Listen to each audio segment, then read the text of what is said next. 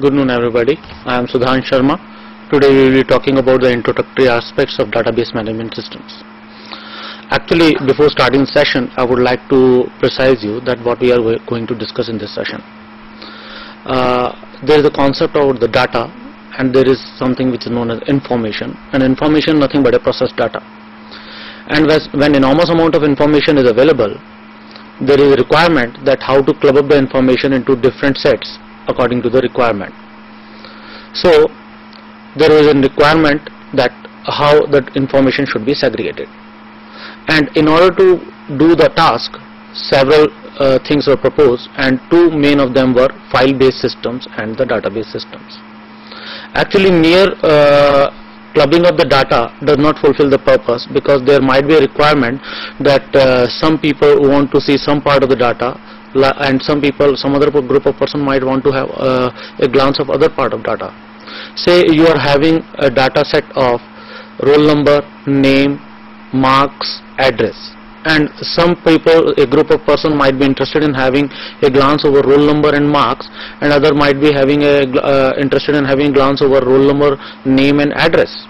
So at that very instance of time, the same set of data, that is a complete data set, will be exposed to both type of persons, and the desired group, that the required information may not be available at the desired time to that particular group. So in order to handle this type of issues, the concept of database management systems was incorporated. Actually, in a file-based system, the problem was that we are going to mix up the access control, that is the logic, along with the data part, and this mixing of logic with the data creates a lot of problem. So we need to separate the two concepts, that is your logic part and the data part, and this separation was achieved through three-level architecture, which is a basic architecture for database management system. So let's start with the concept about the slides. Let's have a glance at the slide. That in fact, why there was a need of file-based system, and there are some situations in which there is the file-based system is much better than the database system. The environments where the security is not a issue, where there is no problem, where the number of users who are going to use the information is small, at that very instance of time, the file-based system is quite better than the database system, because in the database management system, the cost of application is quite high. So in that situation where security is not a problem, where the group of users is quite small, then that very situation of time, we have the file-based system is quite important and quite simple to implement. But because of the intermingling of the access technology, because of the intermingling of the logic and the data available, some problems arise, and those problems are in fact the combination of the access method and the logic. That means, say you are going to change the access method from the sequential to direct or index sequential, then the change of this access method will definitely affect the logic part, and this will create a problem. Secondly, there is no data independence. That is the same thing which I had already described, that if there are two set of persons, two group of persons that want to refer different type of data, then yeah, hello. Hello, Chennai. Hello? Yes, Chennai. Hello? Yeah, hello. Please speak. Sir, I would like to ask about serial schedules and serializable schedules. Serial schedules and serializable schedule. Okay. Yes, sir. Just listen to the scene. Can I watch it through the TV, sir? No, you just listen to the same. I am just going to explain the same in a different manner. Okay. So I am continuing. There is a request about the concept of the serial schedule and the serializable schedule. It is a very important concept related to the concurrency management. So instead of dealing with the details of the file-based system, firstly identify the database management system, what is database, and then we will go about the serial schedule and the serializable schedule. Now actually, database is nothing but a central pool of data that can be shared by the user. This central pool tendency was not available with the file-based system, and the shared technology, the shared attitude is not available with the file-based system. Because of this shared tendency, same data can be replicated according to the requirement of the different group of users. Now at the same time, the basic database management system can be is going to have some properties, and these properties are in fact access control, concurrency management, backup and recovery, integrity constraints, and the external views. Now these are the 5 core properties, 5 basic properties around which every concept of database management system revolves. So far as the question arrives, it is the question from the concurrency management. The concept is that when more than one person is trying, the concept of concurrency, because the database is central pool of data that can be shared by the user, and when sharing comes, that means more than one person is trying to access the data. When more than one person is trying to access the data, then there is a possibility that 2 transactions, a transaction is a block in which a person can read or write or update the data. That means within that transaction, if some other transaction arrives, then there might be a problem because of the violation of the ACID property, that is atomicity, consistency, isolation, and durability. And because of that violation, there might be some problem. So actually, when more than one transactions are arriving on to a processor, then they are to be scheduled, because processor can process one instruction at a time. So there are 2 types of schedule. One schedule is serial schedule, other schedule is serializable schedule. What is the difference in between serial schedule and serializable schedule? Let me cite you an example. Say you are, this is not available on the slide. Say, yeah, Nasik. Hello, Nasik. Hello. Yes, Nasik. Hello. Yes, Nasik. Sir. Yes. Good evening, sir. Good evening. I had given the exam of data structure. Okay. CS62. Okay. But till now the result had not been declared. Can I know the reason? You can forward your request to SRE and D, and they will reply about the reason. The result might be declared as soon as possible, but so far as the concerned exact reason is concerned, they may revert you back. Okay, so sir, is there any problem regarding not giving the practical exam?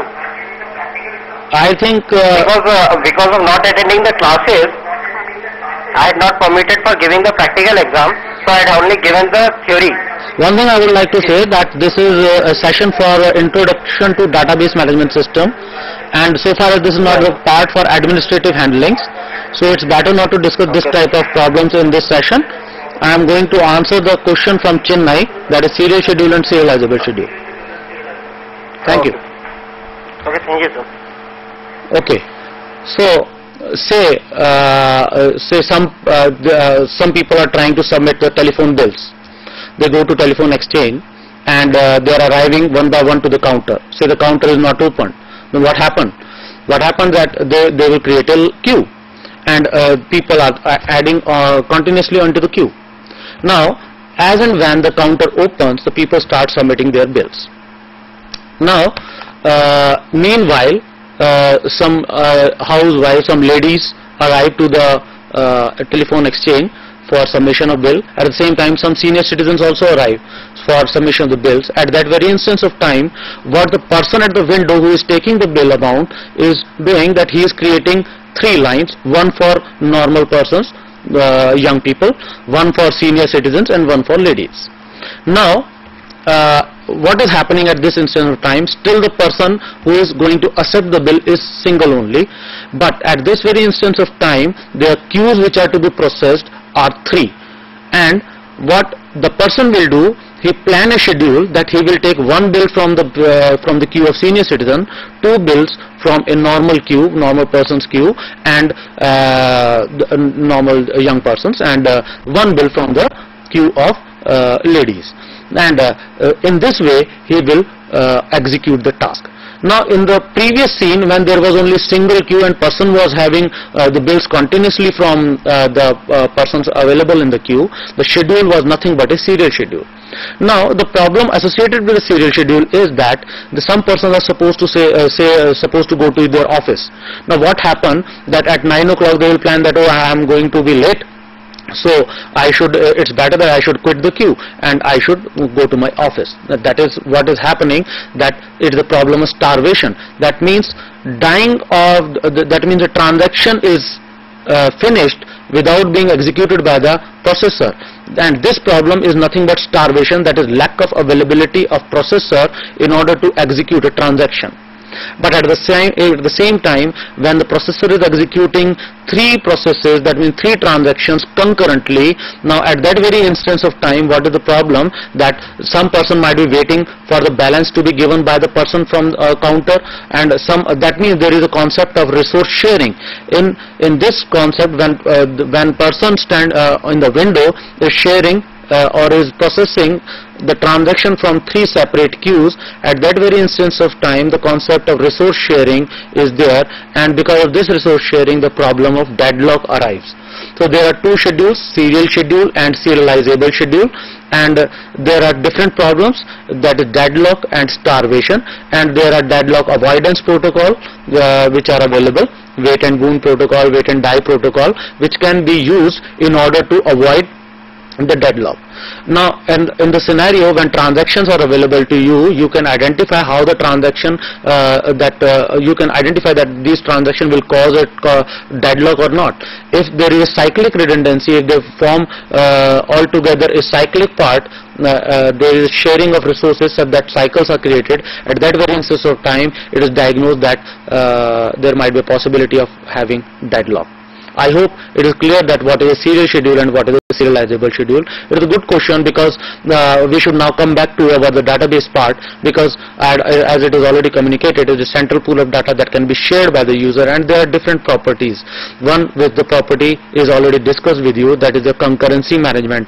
Concurrency I had just described, that when more than one transaction is arriving on the processor, and in order to handle those transactions there are different schedules, serial schedule and serializable schedule, and that is all discussed. Now the second the property associated with database management system is nothing but your access control. Because here we are supposed to discuss about different type of data structures like trees, B trees, B plus trees, and all that stuff.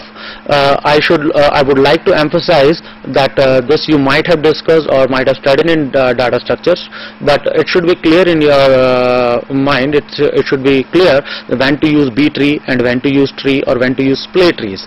Actually, when cache memory organization is there, you are supposed to use the splay tree part, and when secondary memory organization is there, B tree or B plus tree is quite important.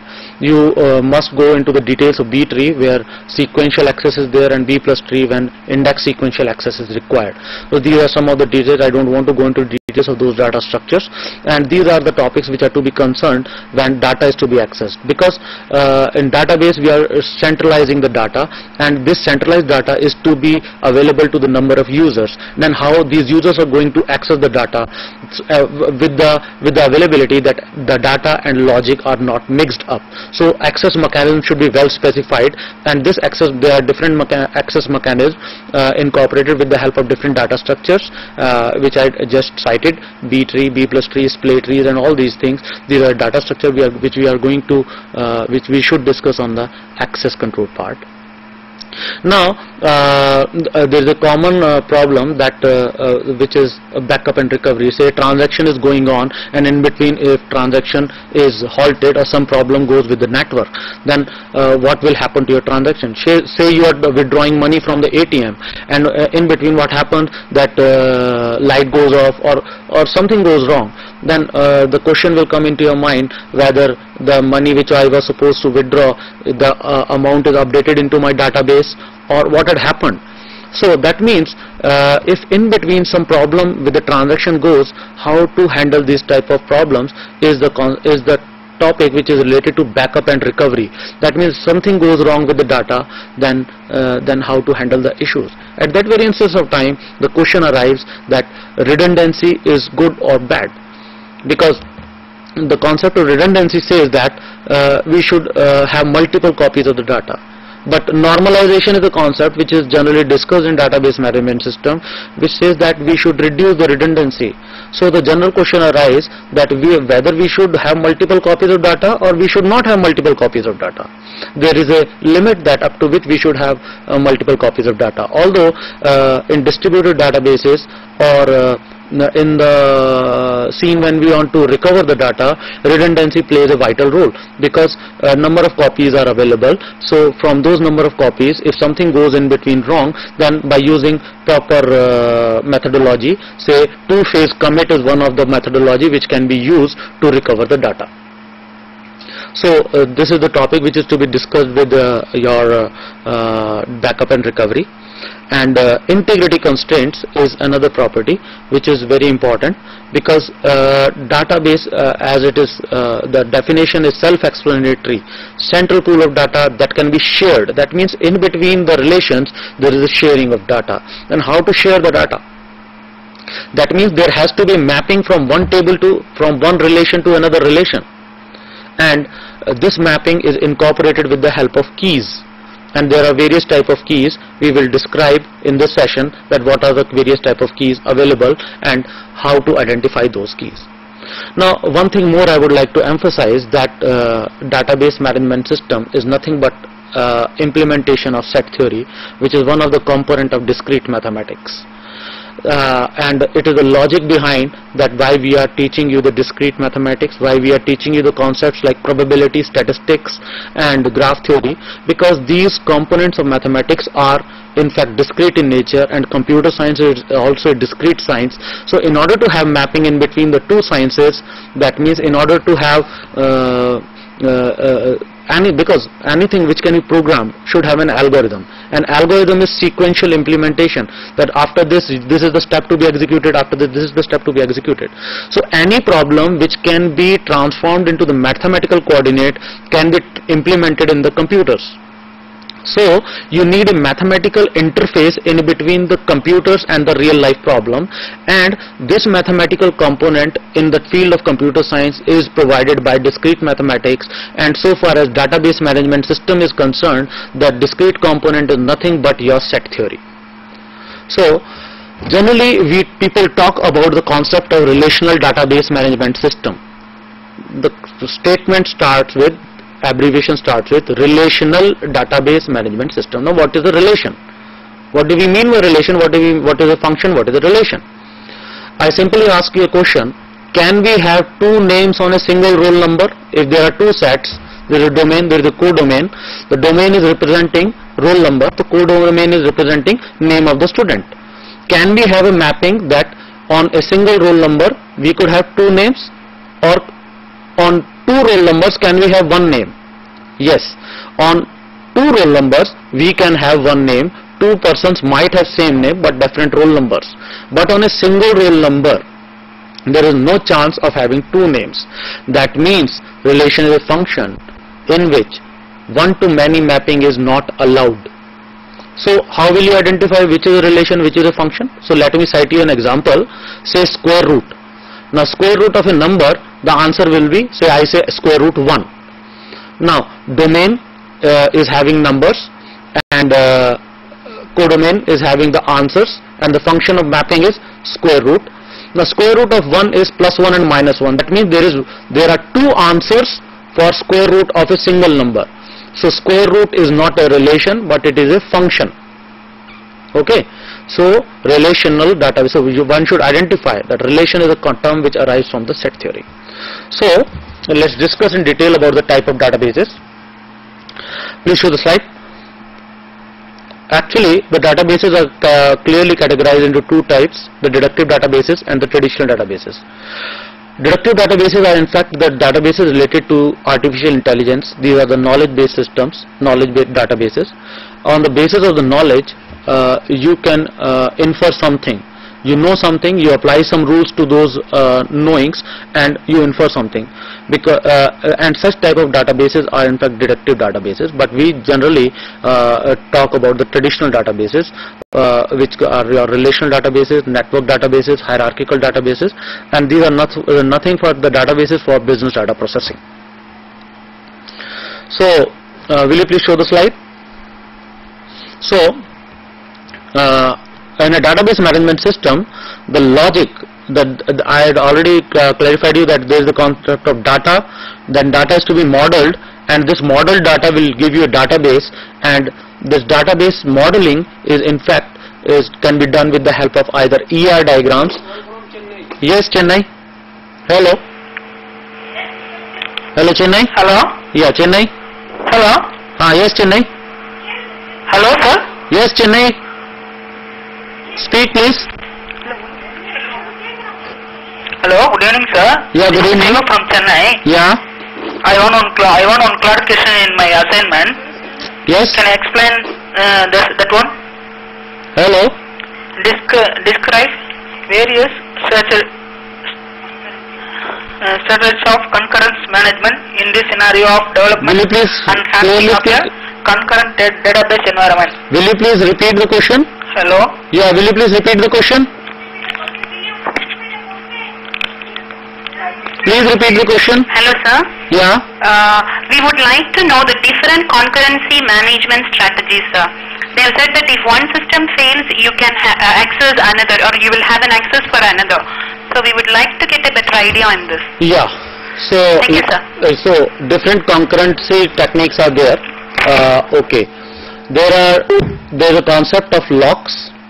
There's a concept of optimistic scheduling. So these are some of the ways through which a concurrent environment can be handled. Actually, the violation of acid properties, that is atomicity, consistency, isolation and durability. These are the 4 properties, and violation of these properties in a concurrent environment will cause some problems. So, how to solve these problems? In order to handle these type of problems, 3 general mechanisms are available. First mechanism is two-phase locking. Second is time stamping, and third is optimistic scheduling. Now, what is two-phase locking? Actually, in a concurrent environment, what is the requirement? That the processor should handle as many transactions as possible. So, this is the general requirement in a concurrent scenario, but with the safe environment, that it should not be there that one transaction intervenes into another. So what was proposed, that a concept of locks was evolved, that say you are going to have a transaction in a bank and you are having a locker in your bank. So what you do, you go to the bank, you get your keys issued by having an entry into a register. You go to the locker room, you make a transaction, you want to put, you want to take out something, whatever you want to do, you come back, you deposit the keys and go back. So that means the person who is issuing you the keys and who is accepting the key is in fact a lock manager. So in order to handle that type of concurrent transaction, a part of the processor was devoted as a lock manager. He was supposed to issue the locks, and there are different type of locks, shared log, exclusive log, and these are different type of locks which are available. I am not going into details of the types of locks. So once the lock is issued, you are authorized to do the transaction. So what two-phase locking says, that when the locks are issued, start the transaction, but if any of the transaction is unlocked, then no other transaction should be entertained unless and until all the transactions are unlocked. That means when you are taking the transaction, every transaction should be logged, every transaction should start, and when any of the transaction is completed, that at that very instance of time, no other transaction should be taken afresh till all the transactions are completed. Now that means there is an entire phase of locking and there is another entire phase of unlocking, and that's why. Yes. Hello. Hello. Yes. Hello. Yes. Sir, may I know what is meant by poly-instantiation Hello. in terms of security? Yeah. Sir, poly-instantiation. Yeah. I will answer your question just after the answer from this Chennai. Okay. Okay, fine. So there are two phases. One is the locking phase and one is unlocking phase. So what is the problem lying over here is that that you want that your processor should handle as many requests as possible, but what is happening, that processor is allotted a new job, that is the job of lock manager, and now the processor is now also busy in issuing the keys, issuing the locks, and receiving the locks along with the processing of the transaction. So this strategy was not appropriate. As the number of transactions grows, so there was a problematic situation. So what was proposed, that instead of having a lock management, we should have a time stamping strategy, that as and when the transaction arrives to the processor, the date and time should be marked, that at this very instance of time the transaction arrives. So in this sense we could segregate that which transaction is new and which transaction is old. So again, the problem of issuing the log and collecting the log was resolved, but now the problem was simplified to simply mark the clock timing at the same time to monitor that which transaction is old and new, and then to process. But still the processor time is wasted in identifying the old transaction and identifying the new transaction at the same time, providing them the respective schedule whichever is applicable as per the environment, the serial or the serializable schedule. So in order to again stop the wastage of time of the processor, people thought that it is not always necessary that people are going to transact with the database in a read or in a write mode. There are chances when people want to interact only in the read mode. Then there is no need of issuing the log. Say I would like to cite an example. Say on an internet, some people a book is available, a free copy of the book is available, and people want to read that book. Okay, so number of persons are reading that book. Now some mischievous student is there, some mischievous person is there. He download a copy of book, and he wants that the copy which is available on the net should be updated, should be modified such that the other students may understand a different thing. So the moment he planned to update the database, update the content of that book, at that very instance of time,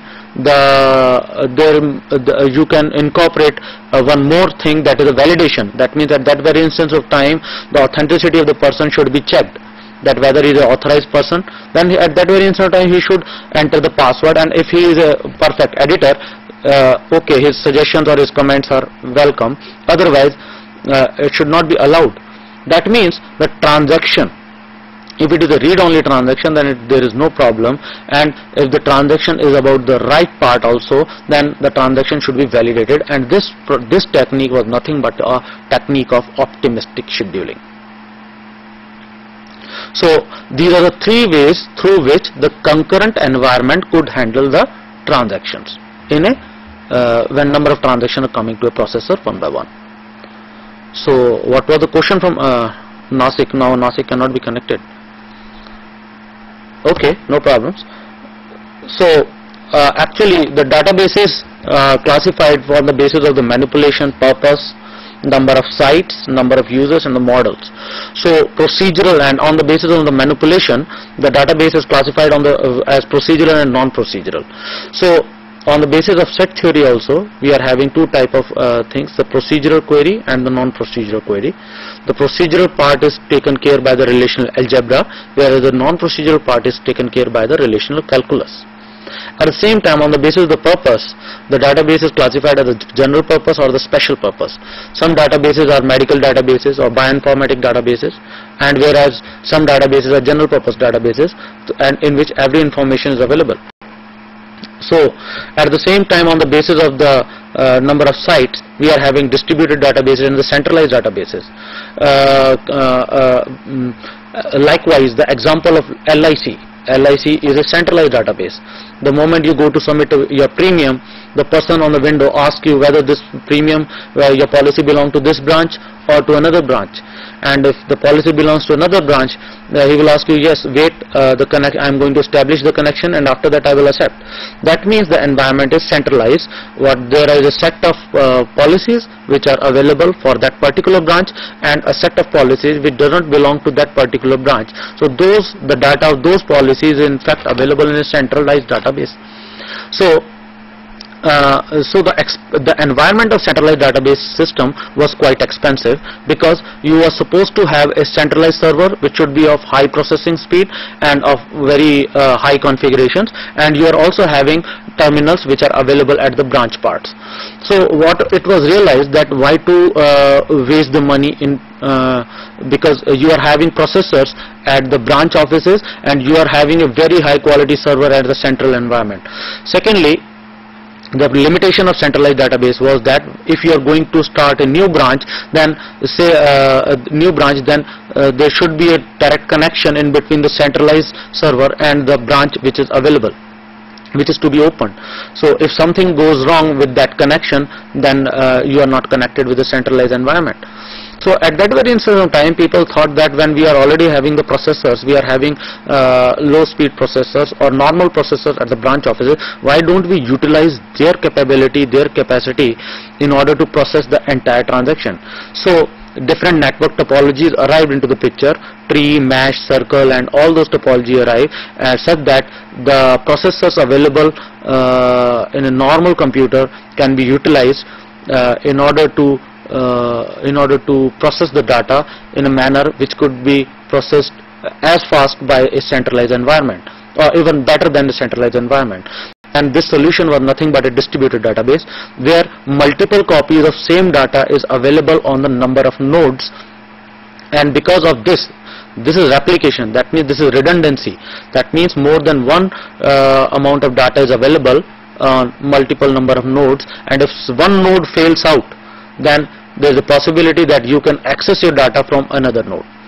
Likewise, a banking environment, the banking environment is distributed, airline environment is distributed, so a railway environment is also distributed. You are booking your tickets in Delhi and you are cancelling your tickets from Chennai, or whatever you are doing, the environment is nothing but a distributed part. So on the basis of number of models, we are having relational and all that, relational, network, and hierarchical databases. So one thing more I would like to cite here, that general relational database which we are using is Oracle 8i. So what we mean by Oracle, Oracle 8 and I. 8 is in fact the number represent the Boyce and Codd normal form which we are utilizing, and I represent the internet version. So the database environment in fact has got the basic three-level architecture which is defined over here.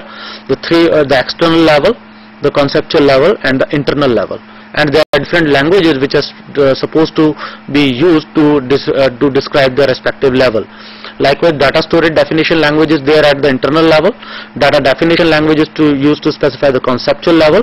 Data manipulation language is used to specify the external level, and data control language is also used to control the transaction at the external level. So these are the four types of language which are used to represent the ANSI SPARC 3-level architecture, which is the base model for the central pool of data that can be shared.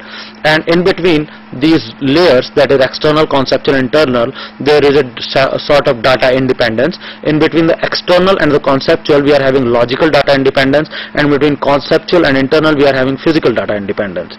The logical data independence says that there is no change in the external view when we incorporate any change in the conceptual view. At the same time, the physical data independence says that there is no change in the conceptual view when we incorporate any change in the internal level. So in order to draft a database, we need to understand about the basic terminologies. The first and the very important terminology is your schema. Schema is in fact a predicate part where the relation, that is, say you use the word teacher, teacher code, teacher name, and teacher qualification. Now teacher code, name, and qualification are in fact the attributes which are associated with the entity teacher. So in fact this description is known as the schema. And in ER diagram, we use a schema to describe different languages. We use to describe different part of languages. Likewise, in DML, there is a data manipulation language. We are having different type of command, that is insert, delete, update, and select. These are some of the commands which are used to describe the data manipulation language part. And there are two type of queries: the procedural DML and the non-procedural DML. So at the same time, in the data definition language, the main purpose is to in fact define the data dictionary, that is the data about the data. We are going to specify about the metadata, that means how to create help. And the general commands which are used is Chennai. Yes, sir. Good evening. Yes, sir. Good evening, sir. Good evening. Few minutes ago, you were talking about relation and function. Hello. Relation and function. Yeah. Hello. Yeah. Hello. Yes. Hello. Yes. Hello, sir. Sir, the difference between relation and between function. Yes. Function. You Yes. were talking about. Yes. Please continue. Please continue. This is Continue function what? and relation. Continue what? Function and relation, sir. Hello. Yes. Should I repeat the concept of function and relation? So there is again a call from Chennai, and they might have some problem with the function and the relation. So let me restate. A number of calls are coming, so okay, let's restate the same. Relation is a function in which one-to-many mapping is not allowed. Okay. In a simple term, you can say that you are having domain and codomain, and there is a relation in between domain and codomain. The mapping in between these two could be many to one or one to many, or one to one or many to many. So the relation part says that one to many mapping is not allowed. That is, say you are having two sets, the roll number and the name of the student. Now on one roll number there is no possibility of having two names. Can we have two names? No. That means in order to have a proper mapping, in order to establish, but there are situations when we are having one to many mapping. Likewise, the case of square root. Square root of a number is plus minus number. That means there are two images for the same number n when some operation is applied. So the operation applied is square root. So the operation square root is not a relation but is a function. Okay. So in simple terms, you can simply understand the concept that one roll number, two names not allowed, two roll number, one name allowed. That means many to one allowed, one to many not allowed. This is a simple difference in between relation and function. Although there are different things which you might have studied in the discrete mathematics, say I think MCS 013, that relation symmetric, asymmetric, transitive, and these are some of the relation which you should know about the part, and this you must have discussed in your that MCS 013. If not, then this is the core concept and this is the core difference in between the two. So let me come to the languages again. So please show the slide. So there are again data control languages, because when you are going to incorporate the transactions, the data is to be controlled. There are two types of controls: the access control and the transaction control. There are general commands which are used for data access, that is your grant and revoke, and there is a concept of transaction control. The commands are commit and rollback. Whereas data storage definition language, the storage part, this represents the internal mechanism, that how the data, say you are using the roll number. The roll number is to be of integer type, and so integer type. So how the integer, float, and all those things are to be updated into the memory, how they are to be stored, what should be the memory size, they are all taken care by this data storage definition language. So there are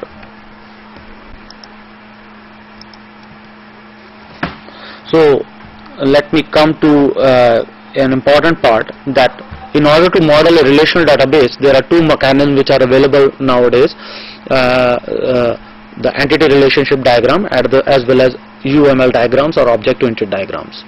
And the difference is that entity relationship diagram are specifically for database designing, where the UML diagram can be used for both programming as well as, or the object-oriented diagram can be used for both programming as well as database designing. This is an important part to be observed.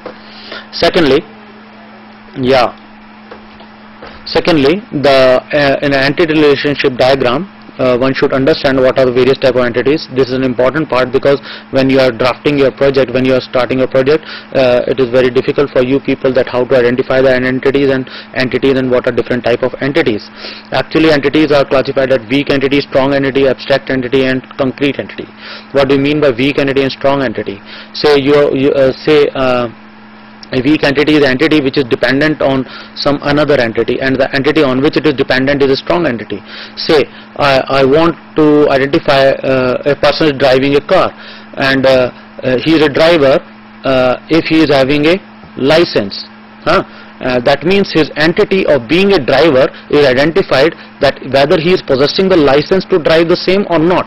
That means the driver, the entity driver, is dependent upon the license. So license is a strong entity, whereas the driver is a weak entity. At the same time, the abstract and the concrete entity, abstract entities are the entities which cannot be physically identified, likewise your numbers, characters. And the concrete entities are the entities which can be identified, like your person name and instruments and all that stuff. So further, the attributes are also to be recognized. There are simple attributes, composite attributes, and simple attributes are in fact attributes which are non-divisible. Likewise your phone number, or likewise simply a number. Or a composite attribute, likewise your address, the house number and street number and country and all that stuff. And single valued attributes, likewise your age of person, and these are some of the attributes. Further, relation, this is already discussed with you. And yes, in order to have a mapping in between two or more sets, the concept of key arrives, which is very important to understand, because the database the definition starts central pool of data that can be shared, and not to have sharing, we need to identify what are various type of keys. A key is in fact an attribute, it is a common attribute in between the entity sets, and there are different type of keys which can be classified as candidate, primary, alternate, super, foreign, secondary, and composite. The things appear to be quite mixing, but it can be well understood by a simple example. Say you are going to purchase a car, or say you are going to purchase an automobile. What do you do? Well, at that very instance of time, the RC number, the registration number is not available. And what happened, that a person notes the engine number, notes the chassis number, forward their application to the authority, and the authority issues a new number to you. Now the RC which you are having has your name, owner name, the model, the brand of bike which you are having, the color, engine number, chassis number, weight, and all that stuff. These are in fact the attributes which are proposing as if they can identify the vehicle distinctly. But out of these, there are only, that means all of them are proposing as if they are the candidate keys, but only 2 or 3 of them can require to identify the things, likewise your engine number, chassis number, and RC number. So these 3 are in fact the potential candidates which can distinctly identify the key, and so out of them you can choose one of them as the primary key and other as the alternate key. Say for road tax authority, for RC, your RC number is your primary key. So far as the company is concerned, whose bike you are having, the engine number and chassis number combination, that is this composite key, will serve as the distinct identification. The secondary key concept is about the attribute which in fact not being distinctly identifying the data, but still playing an important role. Say you are going to identify a vehicle, that how many black color cars are available on the road. So color is not distinctly identifying the vehicle, but still it is playing a major role in order to identify the data. Such attributes are in fact not the secondary keys. So I hope you got a flavor about the database management system in this session, that what are the discrete components, what is the concept of relation, how why set theory, probability and all those discrete components are being taught, and what is their role in computer science, and how they strengthen your understanding of computer science. Because being not knowing these concepts at higher levels, you may face some problem. I hope this session might have fulfilled your most of the queries. Thank you.